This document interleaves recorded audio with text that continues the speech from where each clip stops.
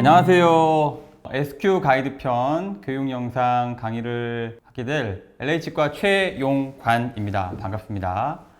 오늘 제가 덴티스사의 SQ 가이드 키트에 관해서 말씀을 드릴 건데요. 강의 제목을 Just Guide It, Just Do It 이렇게 잡아봤습니다. 요즘에 많은 연자분들께서 강의 제목을 너무나 멋지게 잘 만들어 주시는데 그거만큼 멋있진 않지만 그래도 가이드를 함으로써 Just Do It, 저희 이은 임플란트겠죠. 임플란트 수술을 조금 더 편하게, 조금 더 쉽고 안전하게 할 수 있지 않을까 하는 마음에서 강의 제목을 Just Guide It, Just Do It 이렇게 삼아봤습니다. 자, 그러면 강의를 시작해 보도록 하겠습니다. 2018년도 박지만 교수님 논문에 보면은 컴퓨터의 도움을 받은 어떤 수술, 컴퓨터 어시스티드 서저리라고 얘기를 했습니다. 세 가지의 수술로 분류가 됩니다. 다이나믹 서저리, 로보틱 서저리, 스테릭 서저리 이렇게 세 가지로 분류가 됩니다.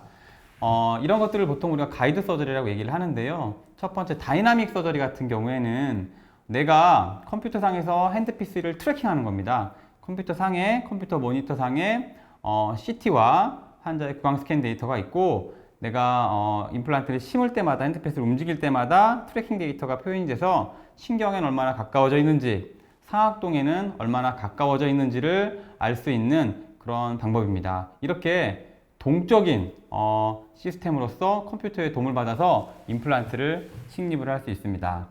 또 최근에는 로보틱 시스템이라 그래서 이런 트래킹 데이터를 이미 임플란트를 식립하고자 하는 로봇에 입력을 해놓고 술잔을 핸드피스를 환자 구강 앞에다가 위치시켜 놓으면 자연스럽게 로봇가 미리 계획되어 있는 데이터에 따라서 수술을 하게 되는 이 로보틱 서저리도 실제 개발이 되어 가지고 현재 시판되고 있습니다. 하지만 가격이 한 우리 돈으로 20억이 넘는 아주 많은 비용이어서 당장 오늘 내일 시장에 도입될 일은 없겠지만 그래도 이 정도로 많이 임플란트 가이드 서저리가 개발되어 있다, 발달되어 있다 라고 생각을 하시면 되겠습니다.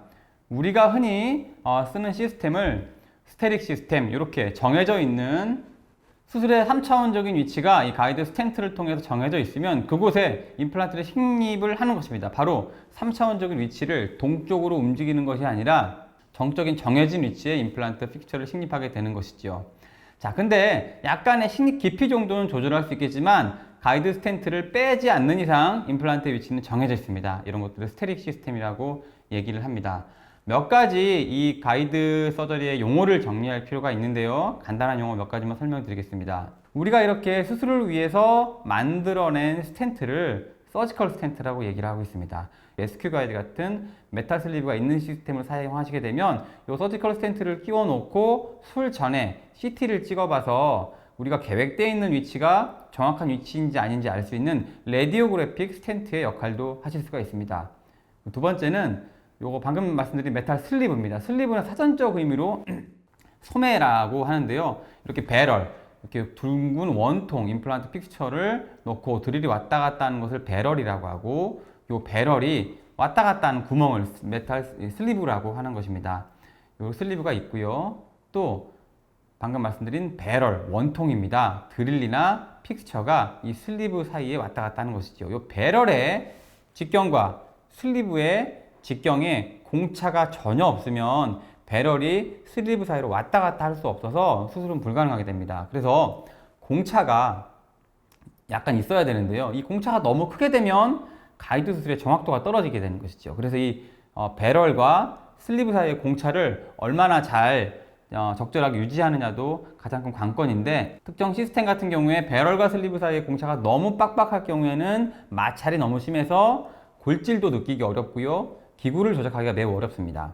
골질이 너무 크면 정확도가 떨어지게 되는 것이지요. 하지만 SQ 가이드 시스템은 이니셜 드릴을 할 때는 배럴과 슬리브 사이의 공차가 어느 정도 있고요. 단계가 진행이 되면 될수록 배럴과 슬리브 사이의 공차는 적어져서 처음 드릴을 할 때 편리성을 많이 증가시켰고 단계가 진행되면 될수록 정확도를 상승시키는 그런 장점을 가지고 있습니다.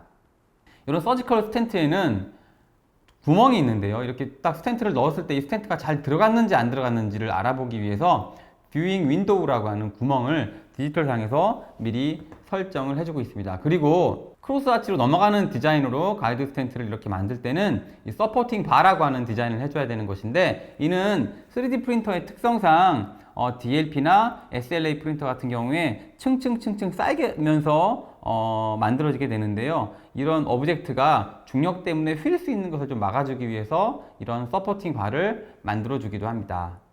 이 슬리브는 메탈 슬리브와 메탈이 없는 그냥 넌 슬리브라고 표현을 하는데요. 이 넌 슬리브 시스템 두 가지로 나뉩니다. 하지만 이 넌 슬리브 시스템은 드릴이 약간 드릴 데비에이션이 생겼을 경우에 가이드 스텐트의 레진 부위가 깎여 나가서 레진의 가루가 프레퍼레이션 사이트로 들어갈 수 있는 그런 단점이 있을 수 있습니다.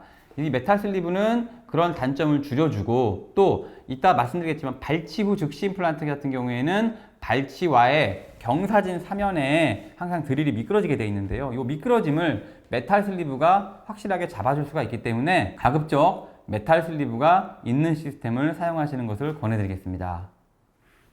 자, 이런 디지털 가이드 수술을 하기 위해서는 사전 준비를 해야 될 것이 있는데요. 크게 두 가지로 나뉩니다. 첫 번째는 STL 파일과 두 번째 다이콘 파일입니다. 요거 개념을 이해하시는 게 디지털 가이드 서저리를 이해하시는데 가장 첫 번째 단계라는 생각이 듭니다. 구강 내에 인트라오럴 스캔을 뜨게 되면 이렇게 환자의 입 안이 인기가 되겠죠. 그리고 두 번째는 CT를 찍게 되면 환자의 경조직의 모양이 인기가 됩니다.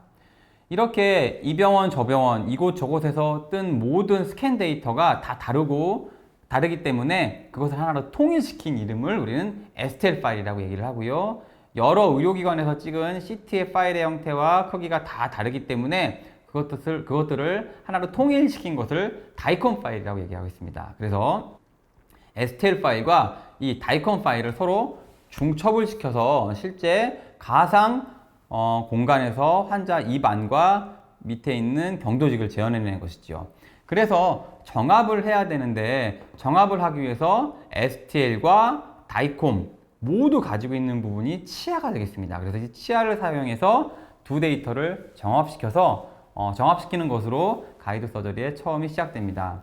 그리고 세 번째는 임플란트를 적절한 위치에 잘 식립되게 하기 위해서는 대합치 관계가 매우 중요한데요. STL 파일을 체득을 할 때 상악과 하악을 MI 상태로 본 상태에서 대합치 관계를 정확히 인지하는 것이 중요합니다. 하지만 CT를 찍을 때는 상악과 하악을 떨어뜨려서 CT를 체득해야 됩니다. 지금 보시는 것처럼 이렇게 위치아와 아래치아를 떨어뜨려서 CT를 체득해야 되는데, 이 이유는 아까 말씀드렸다시피 치아 데이터를 가지고 STL 파일에 있는 치아, 다이콘 파일에 있는 치아 데이터를 가지고 정합을 시키는 것인데, CT도 앙 하고 물려서 찍게 되면 CT 데이터가 이 상악과 하악의 치아가 겹쳐 보입니다. 그래서 정합점을 찾기가 어려워서 이렇게 STL 파일은 대합치와의 관계를 보기 위해서 MI 상태의 STL도 필요합니다. 상악의 스캔을 뜨고 하악의 스캔을 뜨고 그들의 관계를 알 수 있는 바이트까지 떠주시면 되고요. CT는 아까 말씀드렸다시피 이렇게 치아를 띄워서 CT를 체득하면 되겠습니다. 만약에 바이트가 이렇게 옆으로 틀어져서 물리게 되면 임플란트 수술도 역시도 틀어져서 계획이 돼서 잘못된 위치의 임플란트가 식립이 되겠습니다. 만약에 원내에 인트라오럴 스캐너가 없다고 하면은 그래도 괜찮습니다. 정확한 러버 임프레션을 구강내로 떠주고요. 만들어진 모델을 가지고 모델 스캐닝을 하게 되면 똑같이 STL 파일이 만들어지게 됩니다. 하지만 임프레션을 떠야 되고 모델 스캔 두 번 작업해야 되는 불편함은 있겠지만, 만약에 원내에 CT만 구비되어 있고 인트라오럴 스캐너가 없다고 하더라도 임프레션으로서 이 디지털 가이드 수술은 준비할 수 있습니다. 이렇게 준비된 데이터를 가지고 우리는 가상 수술을 하게 되는데요. 흔히들 크게 많이 쓰는 게 3쉐입사에서 나온 임플란트 스튜디오라는 프로그램, 혹은 엑소플랜, 혹은 덴틱 가이드, 이 세 개 프로그램을 가장 많이 사용을 하고 있습니다. 이 소프트웨어를 통해서 가상 수술을 하게 되는데요. 아까 말씀드렸다시피 이 노란 것이 바로 STL 파일이고요. 하얀 게 CT 파일입니다. 그래서 치아에 지금 하악의 임플란트를 식립하기 위해서 치아의 중점을 찾아가지고 이렇게 한 점을 찍어주고요. CT에서 또 점을 찍어주고 3점을 찍어줘서 3점 정합을 하게 되어 있습니다. 이때 만약에 CT가 위아래가 겹쳐 있다 그러면 치아의 모양을 잘 찾아주기가 어렵기 때문에 반드시 CT는 위치아와 아래치아를 띄워서 이렇게 체득을 해주셔야 됩니다. 그런데 페리오가 너무 안 좋아서 치아가 많이 움직인다거나 무치아 환자이거나 아니면 임플란트가 많이 심겨져 있거나 메탈 크라운이나 골드 크라운이 많이 돼 있는 환자일 경우에는 이렇게 CT를 찍었을 때 이렇게 메탈 아티팩트가 생깁니다. 이 환자 같은 경우에는 이쪽 조금밖에 아티팩트가 없는데요. 심하신 분은 전체적으로 아티팩트가 많이 생깁니다. 이래서 이런 아티팩트가 생기는 것 때문에 CT상에서 정합점을 찾기가 어려운 경우가 종종 있습니다. 종종이 아니라 이런 경우가 아주 많이 있죠. 이런 경우에는 연조직에다가 또 다른 마커를 달아줘야 됩니다. 레디오 오펙한 성질을 가진 플로어블 레진을 보통 많이 이용하는데요. 예전에 이렇게 동그란 점으로써 마커를 달아줬습니다. 이 마커는 움직이지 않는 부착 치은 내에 위치되어 있어야 환자가 입을 움직이는 것에 따라 움직이지 않고 정확한 마킹 포인트가 될 수 있습니다. 그래서 부착 치은 내에 레디오 오펙한 성질을 가진 플로어블 레진을 사용하시면 되고요. 그냥 레진도 약간의 접착력은 있지만 하지만 뭐 본딩젤을 바르고 레진을 같이 플로어블 레진을 붙여주게 되면 훨씬 더 접착력이 조금 더 늘어납니다. 너무 심하게 붙어서 뗄 때 불편하지 않을 정도고요. 적절한 접착력을 가지고 사용을 할 수가 있고요. 저는 흔히 SE 본드에 프라이머가 있고 본딩이 있는데 본딩만을 사용하거나 원스텝 본드 등의 여러 가지 상용화되어 있는 본딩을 사용하고 있습니다. 자, 이렇게 해서 마커를 달아주는데 그냥 동그란 모양의 마커는 아티팩트를 줄이는 하우스필드 유닛 값을 변화시킬 때마다 모양이 찌그러집니다. 그렇기 때문에 이렇게 지금 보시면 O자, 흔히 뒤집어서 T 마커라고 하는데요. T자 모양의 마커를 달아주게 되면 하우스필드 유닛을 바꿀 때도 딱 이 크로스로 가운데 딱 겹쳐져 있는 여기에다가 정확한 마킹 포인트를 잡을 수 있고요. 두 번째는 부착 치은이 이렇게 넓으신 분 말고 적으신 분들은 파필라를 사용해서 이렇게 조그맣게 또 마킹을 해줄 수가 있습니다. 그래서 본딩을 바른 레디오 오펙한 성질을 가진 플로어블 레진을 사용하시면 T 마커를 사용하시면 치아가 없거나 메탈 아티팩트가 심하거나 치아가 있지만 치주적인 문제 때문에 치아의 동요도가 심하신 분들한테 이렇게 정합을 할 때 유리하게 하실 수가 있습니다. 이렇게 T자 모양의 마커를 달아서 이렇게 정합을 하시게 되면 훨씬 더 정합을 편하게 할 수 있습니다. 보통은 치아에 하지 않는데요. 이분은 이 치아가 좀 임시치아예요. 임시치아이기 때문에 이렇게 마커를 달았고 이렇게 부착 치은이나 수술을 하고 싶은 사이트 위주로 T 마커 이런 식으로 부착 치은에 마커를 달아주시면 되겠습니다. 이렇게 해서 가상수술을 가상수술을 적절하게 하게 되면 리포트가 나옵니다. 리포트가 나오면 이 리포트를 잘 봐야 되는데요. 이 리포트에는 많은 정보가 있습니다. 임플란트 회사, 직경, 드릴의 길이 등 여러 가지 정보가 있고요. 3차원적으로 위치되어야 되는 임플란트의 스캔 정보, 세지털 섹션 정보도 있습니다. 하지만 제가 가장 중요하게 보는 정보가 이 정보인데요. 우리가 임플란트를 식립도 하기 전에 이 CT상에 있는 레디오 오페서티를 사용해서 골질을 평가해서 임플란트가 식립될 때 주변에 골질이 얼마인지 표현해주는 요 그림을 저는 굉장히 중요하게 생각을 하고 요거에 따라서 내가 언더드릴링을 할 것이냐 오버드릴링을 할 것이냐를 결정하는 하나의 수단이 되기도 합니다. 그리고 두 번째는 제가 식립을 할 때 뭐 상악동을 올린다거나 임플란트 위치를 미리 계산해 볼 때 기억할 게 있으면 이 부분을 캡처해 놓게 되면 이 서지컬 리포트에 같이 오기 때문에 이런 것들이 디지털 가이드 시스템의 또 큰 장점이라고 생각이 됩니다. 이런 가이드 스텐트가 나오면 여러 가지 장비들을 사용해서 소독을 해주는데 너무 고온으로 소독을 하게 되면 스텐트가 레진 계열이어서 변형이 될 수가 있기 때문에 적절한 소독기를 잘 선택을 하시고요. 만약에 원내 오토크레이브밖에 없다 그러면 오토크레이브 모드가 약간 소독 시간은 길지만 온도를 좀 줄이는 모드가 있을 겁니다. 그런 모드로 하시게 되면 스텐트의 변형도 어느 정도 줄이실 수 있습니다. 이건 제가 이제 수술을 하게 되는 수술 사이트입니다. 저는 발치 휴직 임플란트를 주로 많이 하기 때문에 항상 이렇게 발치 포셉이 있고요. 그리고 이렇게 SQ 가이드 시스템 키트가 있습니다. SQ 가이드 시스템 키트와 임상 촬영을 하기 위한 거울이 있는데 이렇게 있을 때 SQ 가이드 키트가 있을 때 가이드를 올려놓고 프레퍼레이션을 하고 드릴링을 하고 임플란트까지 완전히 심는 것을 Fully Assisted 가이드 시스템이라고 하고요. 드릴링을 적당히 하고 가이드 스텐트를 빼고 파이널 드릴 및 임플란트를 식립하는 것을 Partially Assisted 가이드 서저리라고 합니다. 근데 우리가 하다 보면은 풀리 어시티드로 수술을 하고 싶었는데 중간중간에 여러 가지 변수가 생겨서 스텐트를 빼고 해야 되는 경우가 있는데요. 그럴 경우를 대비해서 내가 SQ 가이드 시스템을 하더라도 SQ 키트를 하나 따로 일반 임플란트 키트를 준비해 놓고 수술을 하시게 되면 훨씬 더 유용하고 번거롭지 않게 수술을 하실 수가 있습니다. 또한 디지털 가이드 시스템의 큰 장점은 저는 왼손으로 사용할 수 있는 것이라고 생각합니다. 이렇게 20번대나 30번대 수술을 할 때는 오른손으로 수술하기가 버거운 경우가 많은데요. 이때 왼손을 잡고 수술을 하게 되면 아주 유용하게 수술을 할 수 있습니다. 물론 가이드 스텐트가 있고 슬리브 안에 드릴러와 임플란트가 위치시키는 거기 때문에 왼손으로 하는 게 그렇게 어렵진 않습니다. 자, 그럼 하나하나의 개념에 대해서 이제 또 다시 설명을 드리겠습니다.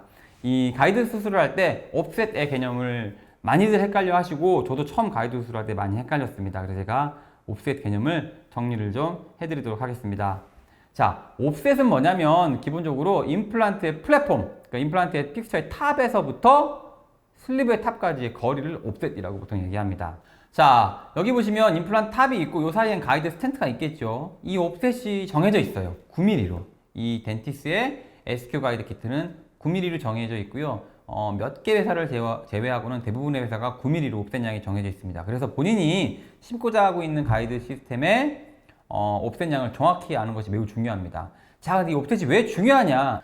이렇게 임플란트를 심었습니다. 그래서 여기 9mm로 지금 이렇게 떨어져, 요 슬리브 탑에서부터 픽처 탑까지의 거리가 9mm예요. 근데 임플란트 좀 깊게 심고 싶어요. 혹은 잇몸이 두꺼운 사람이 있어요. 그런 경우에는 이렇게 걸리게 됩니다. 슬리브가 이렇게 잇몸에 걸리기 때문에 가이드 스텐트가 제대로 만들어질 수 없습니다. 그런 경우를 대비해서 이것을 우리는 이렇게 증가를 할 수 있는 것이죠. 당겨가지고 이 길이를 줄이거나 이 길이를 늘리기도 합니다. 이렇게 해서 길이를 늘리기도 합니다. 이렇게 회색이 되면은 잇몸이 닿지가 않는 건데요. 이 옵셋 양을 변화시킬 수 있느냐 없느냐가 가이드가 편하냐 안 편하냐 굉장히 중요한 요소입니다. 최근에는 제로 볼러스 컨셉이라 그래서 임플란트의 식립 깊이가 점점 인터널 썸 머지드 타입의 경우에 점점 깊어지는 추세로 있는데 이럴 때 만약에 옵셋 양을 변화시키지 못한다면 아주 불편한 상황을 만나게 되는 것이죠. 그래서 이 옵셋 양을 변화시킬 수 있는 시스템을 사용하시는 것을 저는 추천해 드리고요. 대표적인 시스템이 바로 우리 덴티스의 SQ 가이드 시스템이라는 생각이 듭니다. 자, 그래서 보시면 옵셋 양을 한번 계산하는 법을 제가 말씀드리겠습니다. 말이 어려워서 계산이지 그냥 개념을 이해하시면 되는데요. 이 개념은 반드시 아셔야 됩니다. 자, 설명드렸다시피 임플란트 탑에서부터 슬리브 탑까지가 9mm입니다. 그래서 내가 10mm의 임플란트를 심고 싶을 때 이 드릴이 10mm가 되겠죠. 여기 보시면 이렇게 조금 나온 0.7에서 1mm 정도 되는 Y 디멘전은 생략하고 얘기하겠습니다. 이 Y 디멘전은 생략하고요. 순순히 그냥 드릴의 길이만 얘기를 하겠습니다. 내가 10mm 픽스처를 심고 싶을 때는 이게 지금 10mm 드릴입니다. 십자 써있죠. 하지만 10mm 드릴은 실제로 드릴 날이 있는 10mm와 옵셋이 있는 9mm 두 가지로 나뉩니다. 그래서 10mm의 임플란트를 심기 위해서는 그냥 10mm짜리로 드릴을 하면 되는 것이죠. 하지만 좀 더 깊게 심고 싶거나 잇몸이 좀 두꺼운 사람을 만났다 쳐봅시다. 자, 이렇게 해서 두꺼우면은 이 옵셋 양을 늘릴 수밖에 없어요. 얘를 늘려야지 잇몸이 안 걸릴 거 아니에요. 이렇게 늘렸을 때 2mm를 늘렸습니다. 우리가 2mm를 늘렸을 때는 실제로 임플란트를 심고 10mm짜리 임플란트를 심고 싶지만 실제 거리는 9mm보다 2mm가 더 늘어난 거게 되겠죠. 그래서 내가 2mm의 옵셋을 증가시켰을 때는 식립하고자 하는 혹은 드릴하고자 하는 드릴의 길이도 같이 2mm가 늘어나야 되는 것입니다. 더 깊게 심고 싶어서 혹은 더 잇몸이 두꺼워서 4mm나 더 깊게 식립해야 되는 경우에는 4mm나 더 옵셋 양을 늘려야 되는 경우에는 내가 10mm의 임플란트를 심고 싶지만 기본 옵셋 9mm에서 4mm만큼 더 늘어난 이 드릴을 사용해야 되는 것입니다. 정리해 말하면 자, 내가 10mm 픽스처를 심고 싶을 때 10mm 픽스처를 심고 싶을 때 옵셋 9mm 기본 옵셋이라고 하면은 그냥 10mm 드릴을 쓰시면 됩니다. 자, 하지만 요때부터 헷갈리는데요. 10mm 임플란트를 심고 싶지만 옵셋이 11mm, 2mm 늘어났어요. 그때는 어떻게 해야 돼요? 드릴을 2mm 긴 것을 사용해야 되는 것입니다. 8mm짜리 심고 싶으면 10mm 드릴, 10mm짜리는 12mm 드릴, 12mm를 심고 싶으면 14mm 드릴을 해야 되는 거예요. 2mm 늘어났으니까. 또 4mm가 늘어났을 경우에는 8mm 심고 싶으면 4mm 더한 12mm, 10mm 심고 싶으면 14mm 드릴, 12mm 심고 싶으면 16mm 드릴, 20mm는 없지만 만약에 16mm 픽스를 심고 싶으면 계산상으로는 20mm까지 드릴을 해야 된다는 것이죠. 이처럼 옵셋이 늘어나게 됩니다. 그럼 자, 왜 2mm씩 늘어나느냐? 바로 덴티스의 SQ 시스템이 8mm, 10mm, 12mm 이렇게 2mm씩 라인업이 변하기 때문에 드릴을 혼용해서 쓰기 위해서 옵셋은 2mm씩 변화를 준 것입니다. 모 임플란트 시스템 같은 경우에는 1.5mm씩 드릴이 임플란트 픽처가 늘어나는데요. 그런 회사 같은 경우에는 옵셋이 1.5mm씩 늘어나게 됩니다. 자, 이것도 SQ 가이드가 가지고 있는 큰 장점인데요. 최대 옵셋 양을 대부분의 회사는 3mm까지 늘릴 수가 있는데 SQ 가이드는 4mm까지도 늘릴 수가 있습니다. 요 1mm 더 늘리느냐 늘리지 못하느냐가 실제로 저같이 임플란트를 좀 깊게 심는 것을 선호하는 임상가들한테는 굉장히 크게 큰 장점으로 다가옵니다. 이처럼 옵셋 양을 변화시키는 것에 따라서 내가 사용하는 드릴의 길이도 변한다. 자, 다음은 가이드 수술을 할 때 본 히팅이 되는 단점이 있습니다. 일반적인 임플란트를 심을 때는 주스된 그 셀레인이 나오기 때문에 이 본 히팅을 어느 정도 막아주게 되겠죠. 이렇게 보시면 일반적으로 이 재미있는 논문인데요.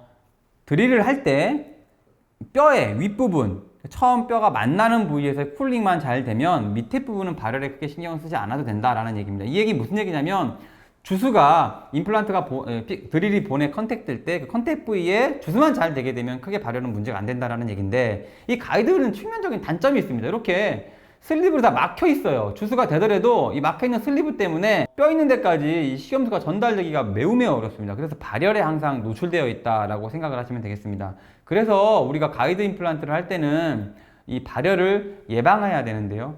어떻게 예방하는지 제 임상적인 팁을 몇 가지 말씀드리면, 일단 가이드 키트에는 SQ 가이드 키트 같은 디지털 가이드 키트에는 드릴을 자주 교환하셔야 됩니다. 드릴이 조금만 묻어둬도 발열은 많아지고 삭제량은 떨어지기 때문에 많이 바꿔야 되고요. 저 같은 경우에는 제가 자주 쓰는 드릴 라인업 같은 경우에는 1년에 2번씩은 꼭 바꿉니다. 제가 임플란트가 그렇게 많지는 않기 때문에 1년에 2번씩 바꾸고, 좀 많이 썼을 경우에는 3번도 바꾸는 경우도 있는데, 그리고 1년에 1번은 무조건 가이드 전체 키트의 드릴을 다 바꾸고 사용을 하고 있습니다. 이처럼 드릴 날이 좀 건전하게 유지될 수 있도록 유지시키고 계속 새 드릴을 공급해 주는 것이 중요합니다. 두 번째는 핸드피스의 스피드를 약간 줄이고 대신 토크를 늘려서 약간 발열을 줄여주는 겁니다. 스피드가 빨라지게 되면 마찰이 많아지기 때문에 발열이 많아지는 것이죠. 그래서 약간 뼈를 깎는 느낌보다는 약간 뼈를 뭉기면서 들어간다라는 느낌을 사용하시면 되고요. SQ 가이드 같은 경우에는 보통 1200에서 1500 RPM 정도를 레코멘데이션 하고 있는데, 저 같은 경우에는 약간 가이드가 약간 발열의 위험성이 많기 때문에 약간 500 RPM 정도로 스피드를 낮추고 대신 토크를 약간 35 정도로 약간 늘려서 이렇게 사용을 하고 있습니다. 또한 가이드 수술을 할 때는 이 식염수를 냉장고에 넣어놨다가 쿨링되어 있는 식염수를 사용하시게 되면 훨씬 더 발열을 줄일 수가 있습니다. 또한 이렇게 이 서지컬 스텐트 옆에다가 따로 구멍을 뚫어 가지고요, 옆에 있는 어시스트한테 이리게이션 시리ଞ୍지를 잡고 계속 주술을 하라고 오더를 부탁하는 방법도 좋은 방법이긴 합니다. 예전엔 이렇게 했는데요, SQ 가이드 같은 경우에는 이리게이션 그루브라는 것이 있습니다. 이렇게 드릴에 주술을 한 물이 이 사이로 따라 들어가서 뼈까지 본까지 터치를 할 수 있는 이리게이션 그루브가 있어서 발열을 낮춘다는 보고가 있습니다. 그래서 저희 CTS 그룹에서 있는 우리 이동훈 교수님께서 이리게이션 그루브가 얼마나 효과가 있는지 재밌는 실험을 하셨는데요. 실제로 아까 말씀드렸다시피 처음 컨택이 되셔 드릴을 할 때 코티칼본에서의 발열이 가장 중요하기 때문에 그때가 쿨링이 제일 중요한데요. 이 논문에 보면은 이니셜 드릴을 할 때는 이 논문에서는 넌 슬랏이라고는 표현을 쓰셨는데, 사실 그루브가 있느냐 없느냐를 얘기하는 겁니다. 그래서 슬롯이 있는 시스템, 그루브가 있는 시스템이 확연하게 발열을 낮췄다라는 연구 결과를 보고해서 이번에 퍼블리싱이 됐습니다. 이렇게 연구 결과도 있고 제 경험상 비추어 보아도 제가 말씀드린 이 몇 가지 팁을 사용을 하시면 발열에 크게 걱정을 하지 않고 가이드 수술을 하실 수 있을 거라는 생각이 듭니다. 드릴 키트 기본 구성에 대해서 몇 가지 말씀드리면, 티슈 펀치가 있고요, 본 플래트너 드릴이 있습니다. 이것도 다 설명드릴 거고요. 자, 이니셜 드릴이 있는데요, 이니셜 드릴은 6mm입니다. 이니셜 드릴은 2.2mm와 3.5mm 두 개가 있는데 보통 저는 3.5mm부터 사용을 합니다. 발치우 즉시 임플란트를 할 때는 2.2mm부터 사용을 하는데 기본적으로 3.5mm 이니셜 드릴을 먼저 사용을 한다. 이니셜 드릴이 몇 mm다? 6mm다. 6mm다라고 생각을 하시면 되겠습니다. 그리고 그 다음에는 이렇게 8mm, 10mm, 12mm, 14mm 이런 식으로 2mm씩 길이가 증가된 스텝 드릴이 있습니다. 카운터 싱크도 있고요. 다른 여러 가지 툴들도 있습니다. 자, 이제 가이드 수술을 하기 위한 드릴 프로토콜을 말씀드리겠습니다.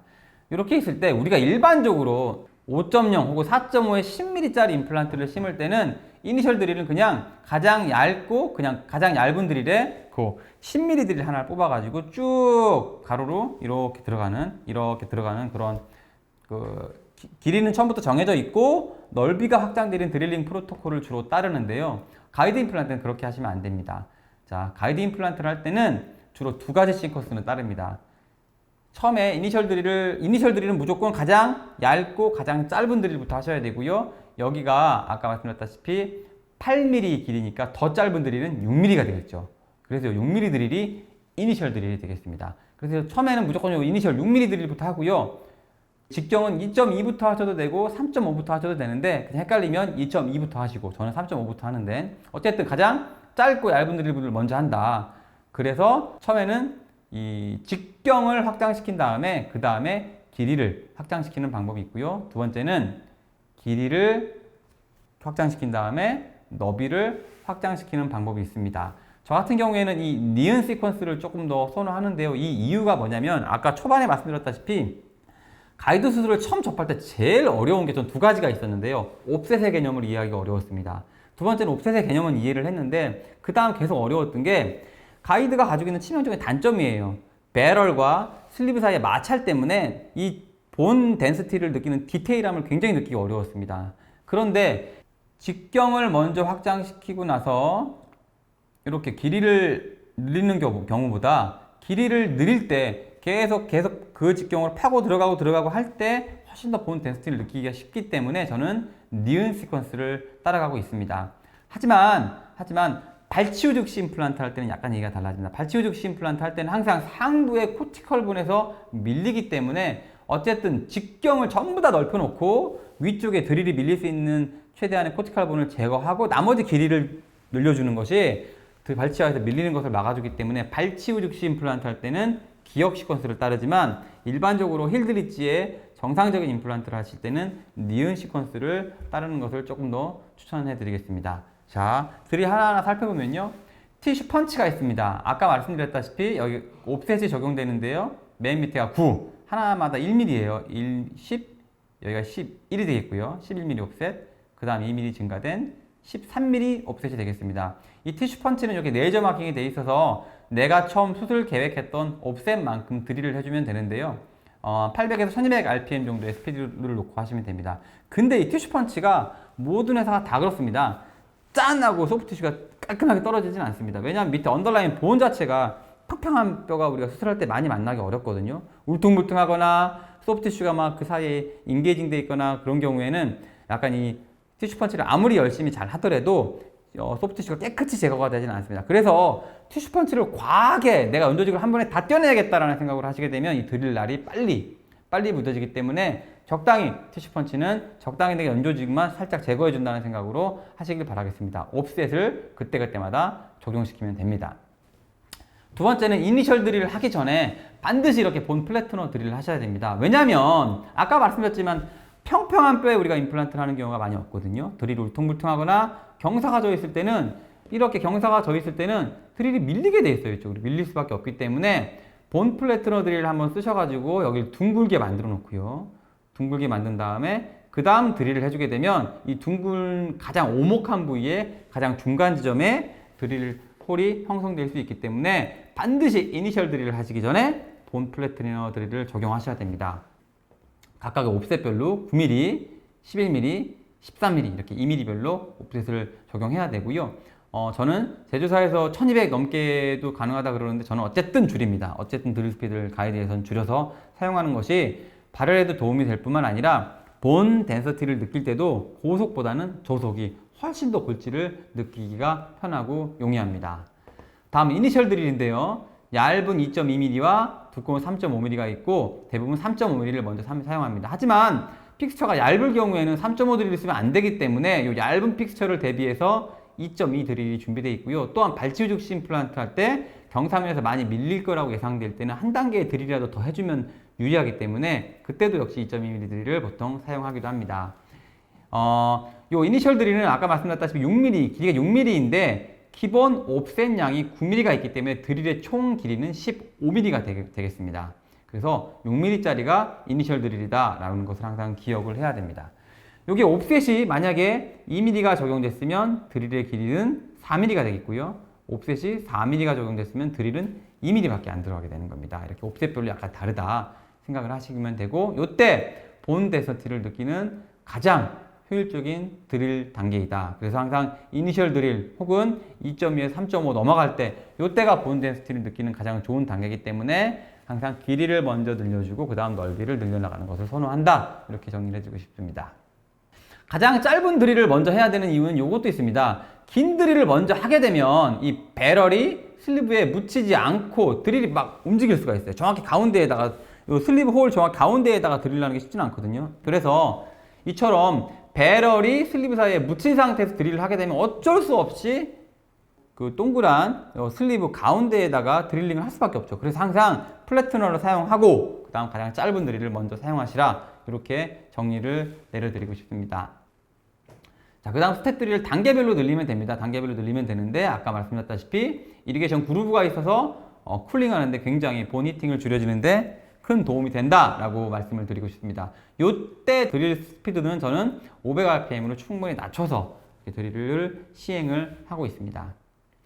덴티스 SQ 가이드 키트 같은 경우에는 제조사에서 추천하는 것은, 자 보시면 티슈펀치, 요 티슈펀치를 했습니다. 티슈펀치를 하고 그 다음 플래트너 드릴을 하고, 그죠? 그 다음 이니셜 드릴을 하고, 내가 뭐 4.5에 10mm를 5.0에 10mm를 신고 싶을 때는 3.5 한 다음에 그 다음 바로 3.5에 10을 하라고 나와 있어요. 그 다음에 바로 5.0 드릴을 지금 한 단계, 두 단계, 한 두 단계, 세 단계 넘어가라고 나와 있는데 저는 요건 약간, 요 컨셉은 약간 반대입니다.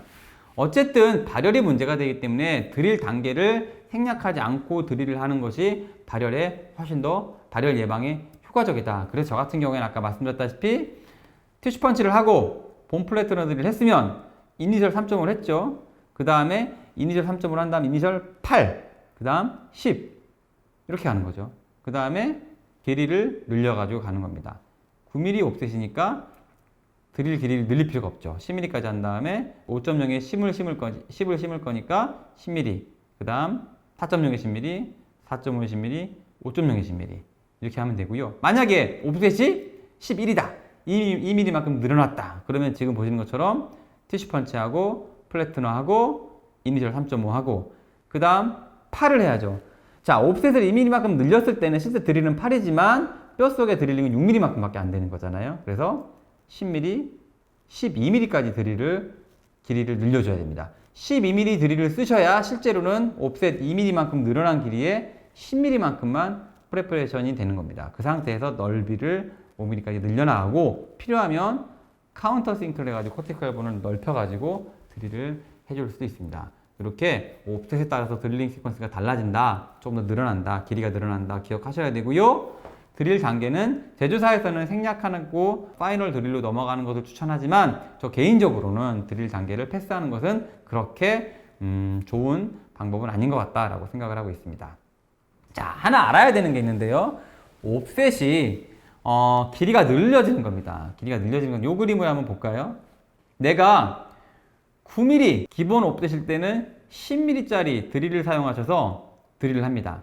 드릴을 하면 이렇게 드릴 직경에 맞게 임플란트 픽스처를 심을 수 있겠죠. 하지만 옵셋이 늘어났어요. 4mm만큼 올라갔어요. 올라가면 이 배럴 쪽에 있는 부분이 위로 올라가는 거기 때문에 스텝 드릴의 직경은 얇아집니다. 이렇게 얇아질 수밖에 없습니다. 그래서 옵셋이 4mm만큼 늘어났을 때는 내가 원하는 드릴보다 한 단계 직경을 확대해서 드릴을 해라 라고 제조사에서 추천을 하고 있고, 저 또한 역시 이 컨셉엔 동의를 하고 있습니다. 하지만 골질이 아주 약한 사람한테는 언더 드릴링을 해야 되잖아요. 그런 사람한테 오버 드릴을 하면 안 되잖아요. 그래서 이렇게 옵셋이 4mm가 늘어나면 실제로 프레퍼레이션 사이트에는 이 테이퍼드 임플란트 드릴이 가지고 있는 속성 때문에 더 파이널 드릴보다는 얇은 드릴 프레퍼레이션 구멍이 만들어진다라고 생각을 하시고 조금 더 과하게 드릴을 해야 되는구나 라고 컨셉만 이해하시면 되고요. 환자의 가지고 있는 골질에 따라서 요거에 맞게끔 한 단계 오버 드릴을 할 수도 있고, 너무 골질이 안 좋은 사람은 그보다도 더 언더 드릴을 하거나 파이널 드릴만큼만 하고 임플란트를 심어줄 수도 있는 겁니다. 하지만 요 컨셉은 항상 기억을 하고 계시기 바라겠습니다. 옵셋이 늘어나면 늘어날수록 임플란트 탑 부위에 드릴의 직경도 작아질 수밖에 없다. 꼭 기억을 하시기 바라겠습니다. 자, 몇 가지 임플란트 가이드에 관해서 쭉 설명을 드렸었는데요. 실제로 디지털 가이드 임플란트가 시작이 되면서 사전 보초를 해줄 수 있는 경우가 아주 많이 생겼습니다. 이처럼 21번이 상실된 상태로 저희 치과에 내원을 하셨는데, 이렇게 보시면 아까 말씀드린 임플란트 스튜디오라는 가상 버추얼 서저리를 합니다. 소프트웨어상에서 임플란트를 위치시키는 겁니다. 임플란트를 위치시키고, 지금 보시면 임플란트의 위치를 할 때 깊이와 위치를 설정하는 것이 특히 전치부에 있어서 매우 중요한데요.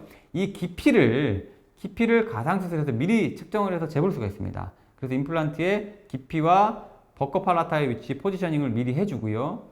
이렇게 임플란트를 다 위치시켰습니다. 위치시키고 가이드 스텐트를 제작을 했죠. 이렇게 가이드 스텐트를 제작을 해서 보시면 3D 프린팅을 하겠죠. 3D 프린팅을 하거나 밀링을 하시는 분도 있을 텐데, 이건 지금 뭐냐면 이 임플란트의 위치가 인기가 되어 있는 디지털 파일을 CAD 프로그램에서 불러와서 전 임플란트를 심지도 않았는데 지금 커스텀 어버트먼트와 지금 크라운 디자인을 하고 있습니다. 이렇게 디자인을 수술 전에 미리 이렇게 임플란트가 인기가 되어 있기 때문에 이 임플란트의 3차원적인 위치 정보를 활용해서 커스텀 어버트먼트와 질코니아 크라운을 미리 만들어 놨습니다. 그 디지털 가이드 스텐트도 미리 출력을 해놨고요. 자, 이제 수술을 할 때 이렇게 가이드 스텐트를 넣고 티슈 펀치를 해가지고 옵셋 양만큼, 옵셋 13 정도 한 것 같이 11, 옵셋 양만큼 이렇게 티슈 펀치로 티슈를 제거하고요. 그 다음 단계별로 계속 이니셜 드릴, 본 플래트너 드릴을 충분히 씁니다. 본 플래트너 드릴을 충분히 써야지 드릴 디비에이션을 줄일 수가 있잖아요. 이렇게 본 플래트너 드릴을 충분히 쓰고, 다음 단계로 이리게이션 그루브가 있는 거 보이시죠? 이렇게 이리게이션 그루브로 셀라인이 잘 흘러가고, 단계별로 모든 드릴링을 다 맞춘 다음에 임플란트 픽스처를 슬리브를 통해서 식립을 합니다.